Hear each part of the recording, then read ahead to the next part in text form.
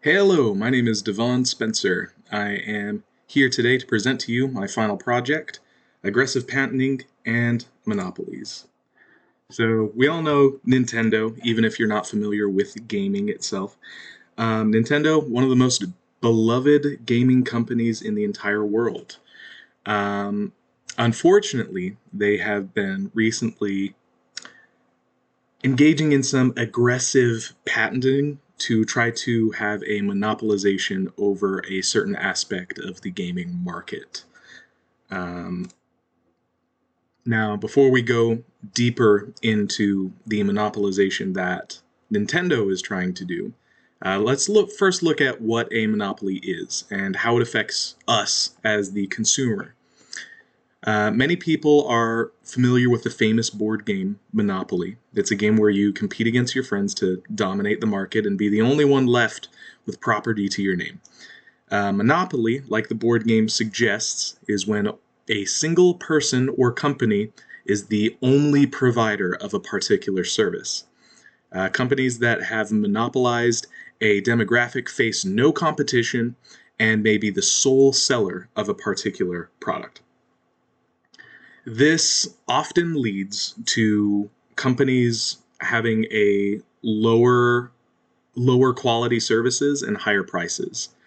Because if you're the only person delivering a product, there's no competition. You don't need to lower the prices. You're incentivized to keep the prices high because, I mean, what's the consumer going to do? Go elsewhere? They can't. You've monopolized the market, so there's nothing that anyone can do. And also, it leads to lower quality services. So, say, for example, there was one company in the entire world who had the rights to build houses. Through this monopoly, they would get away with making horrible, cheap houses because the consumer would have no choice but to purchase them. The pricing of the houses would be ridiculously high, and because nobody in the market can compete with it, the business is incentivized to squeeze every dollar from the consumer. This is what happens during a monopoly. The fact that we have competition is incredibly important. We need to not have monopolies because with competition, there's competitive prices. Companies are incentivized to try to keep prices lower, so you want to buy from them. There's improved products. Of course, the consumer is going to want to purchase the most refined product. And also, there's room for creativity. People will be able to sort of figure out how to make a particular good or product better.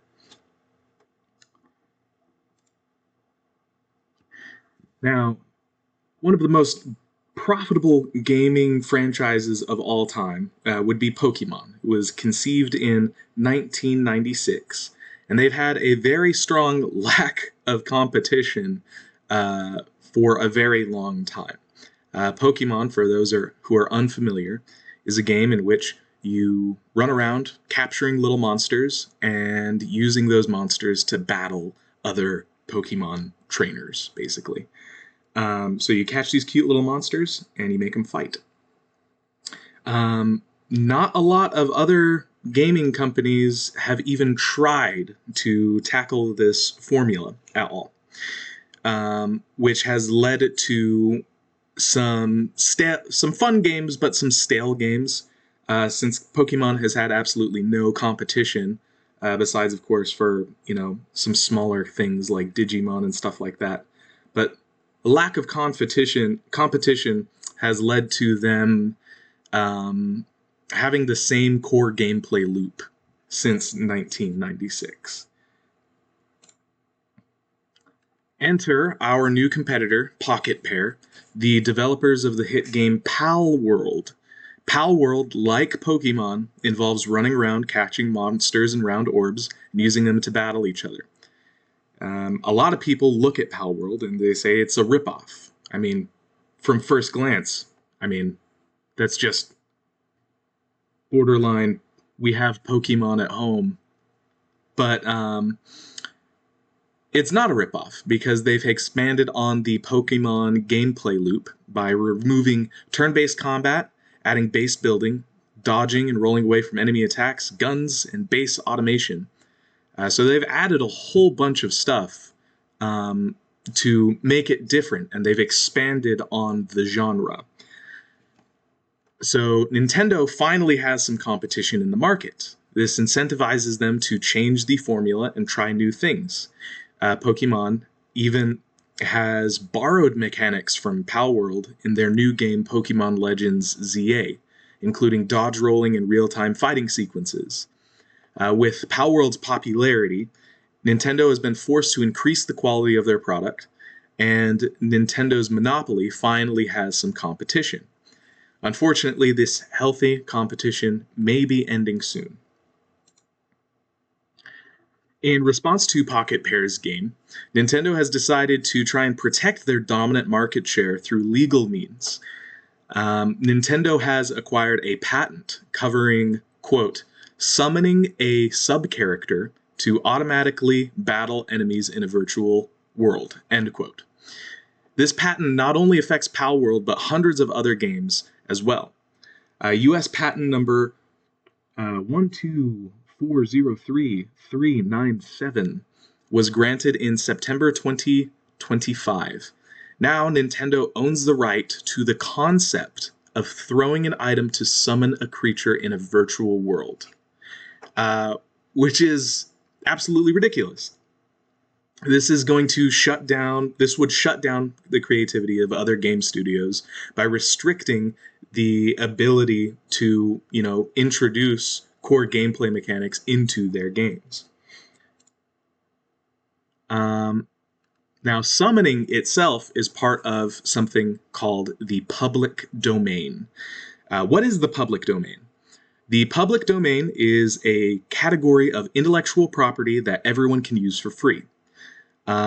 It's basically information that is not protected by exclusive right. So anyone can use this. Now, what separates public domain, something in the public domain, from something that it has been patented?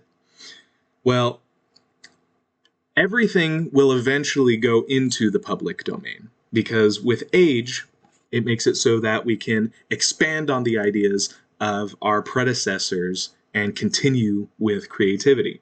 So 70 years after a creator's death, their creation will go into the public domain.